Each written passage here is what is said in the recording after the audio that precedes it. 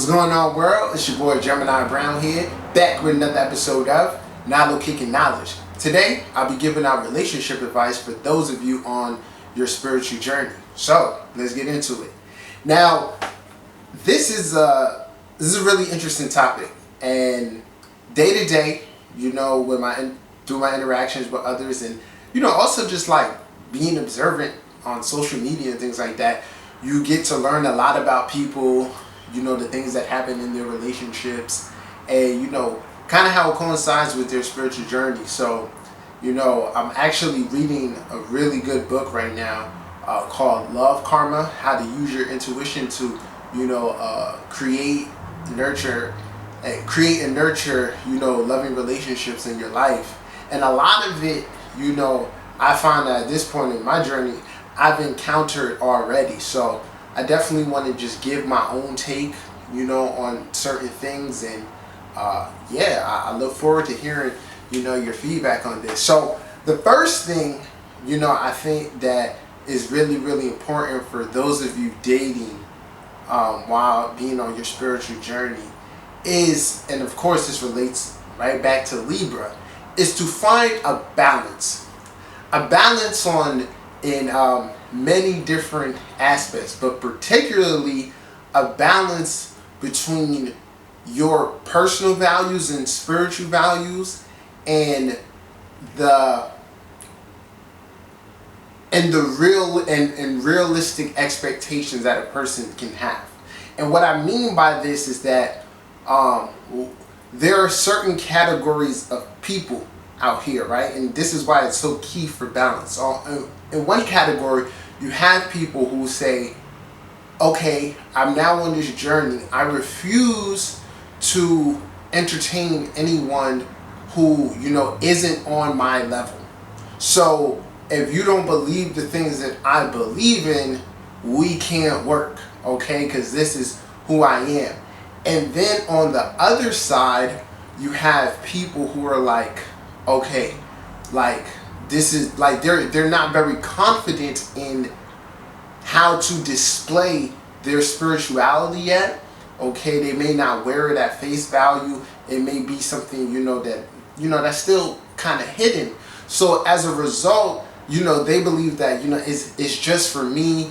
I'm not gonna put my beliefs onto anybody. I want to date someone who kind of gives me a sense of normalcy. You know what I mean? So the balance here is to really find a little bit of both. So you want to be able to find someone who, if they are not into the same things that you are into spiritually, they are at least open to hearing about it. Okay? I always tell people, we here who understand astrology are understanding and absorbing it because we've reached this point within our evolutionary journey. It is truly a language, and within this incarnation, it is something that we can tap into to use to our benefit. That's not the same case for everyone, So when you're, doing astrology and things like that, you can't expect someone who is consciously not at that level within them own selves to adapt this lifestyle just because you're into it. You do, however, want them to be able to listen to you. So that energy has a channel of expression, okay? And you can feel comfortable bringing this side of yourself into the relationship, okay? The truth of the matter is, you'll never be able to be in a relationship with someone who doesn't accept that part of you, because spirituality, it's a huge part. It's not just a part-time thing. It is something that becomes a lifestyle, okay? I'll use another example. A lot of people at some point in their spiritual journey, they get an altar. And for those of you who don't know what an altar is, it's just a sacred space. You can have your crystals there, you light your candles, all of that, right? It just helps center you, Okay? So if you are in a relationship and live with someone who doesn't respect that, spiritually, you'll never truly be able to manifest to the heights and levels that you need to. Okay? So it's about finding a balance. Someone who is at least open to learning about it. And then if you can find the person who speaks your language, it's even better, because you guys can do those things together. But you definitely don't want to compromise that. Okay? So I always, say, obviously, like in the first month of dating, you don't need to, divulge any of that type of information. However, like I just said, say you have your altar, you have your sacred space, and you're now at a point in the relationship where you're going to invite that person over.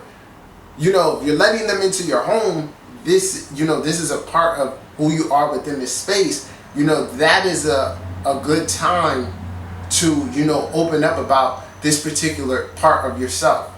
But, just me being me, I would be very particular about it. Don't come out swinging. First date, yeah, I got tarot cards. More times than not, you're gonna scare people off. And what a lot of us do, we just evaluate. We subtly may ask, when's your birthday? Do you know what time you were born? And you take it from there. And then eventually, if you're friends on Facebook and then, they see you tweeting about Mercury being in retrograde or the full moon, and they're curious, they will ask. But obviously, the red flag would be when, the person responds with, "That's nonsense. You believe in that?" Then you just have to go with how you feel, okay? So it's all about balance. Don't dismiss someone because they're not aware of these topics. Find a balance and meet them halfway, okay? The next piece of advice I got, for you guys is, and this is one that I personally, experienced, and I know a lot of others have, and it's turned out to be quite successful. Don't let location cut you off from getting to know someone or entertaining a relationship. In the bigger scheme of spirituality, right? I consider you guys like soul family and stuff like that. Okay? And when you look at it, a vast majority of your soul family is spread out, right? And part of the reason for that is because we're all called to do spiritual work in these different areas, right? Look at life as like a big grid, all right? And light workers, right? We're light workers, so we're all casting light in these different areas. And part of this ascension process and awakening process is the rediscovery of one another. That it's like that saying where like souls don't recognize each other by looks, they do by vibes. So you meet someone online and you just click with them. They feel familiar. That's soul family right there. So, I'm saying all that to say this, like, we were put into our environments to affect change there, so we can take our own personal light and, inject it there, and that particular location help us fulfill our dharma and, the lessons that we need to learn. Then, as we grow, we expand out of that, okay? So, as you're undergoing your awakening process, one of the first things that happen is that you just don't relate towards the people around you. This can be your family, this can be your friends, okay? Because you're taking in a whole bunch of knowledge that they may not be ready for. So most naturally, boom, you go ahead, you find your online community or whatever, and you become attracted to someone, okay? It's going to be it's normal and it's natural. One reason why you should entertain this is because the spiritual journey, this is going to lead me into the next one. The spiritual journey it needs you to spend time alone, okay? And for some people, I give an example, like say you have Venus in Scorpio, right? Or Venus in Pisces. These are people who become fully engulfed within their relationships. They can get lost in them, right? So if you're here within this lifetime to really spiritually ascend, you're gonna need time where you're alone, and you're within your own energy. But we all still need love. So, and then let's say this Venus is in the 9th house. That is someone who would attract a long distance relationship, maybe in the 9th house, the 10th house, the 12th house, right?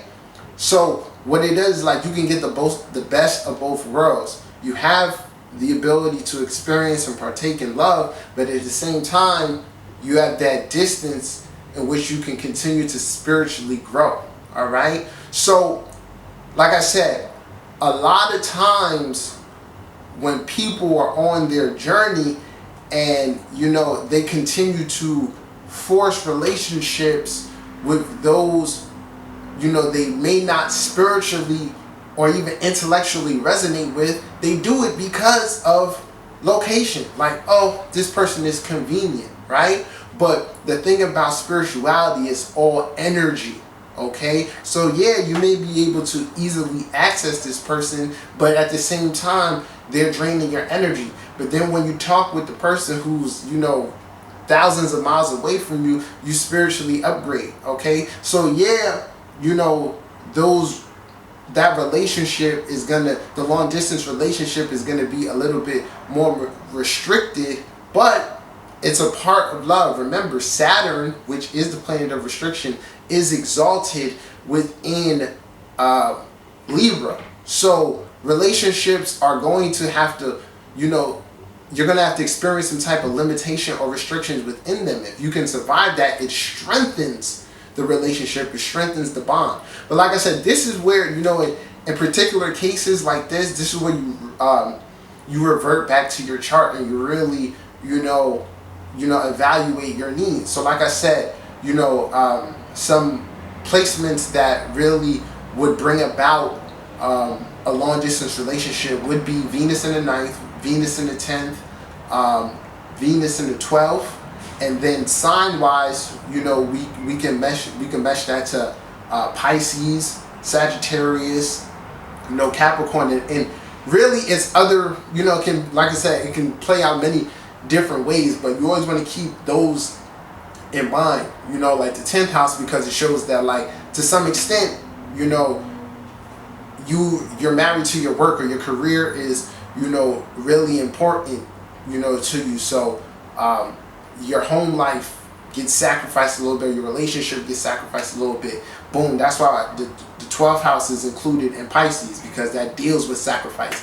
And then the 9th house is long distance, okay? And Sagittarius is long distance, and it's adventure. So long distance, right? I take trips to go and see my partner, all right? But like I said, I've monitored this, and there are so many successful spiritual couples who are in long distance relationships, and they make it work. They link up, and when they link up, they're together because they're posting, and you can just see the happiness. I've seen this many times, and it fares a lot better versus trying to force a relationship with someone who is vibrationally not in your area, but they are geographically. All right, so that's some real food for thought right there.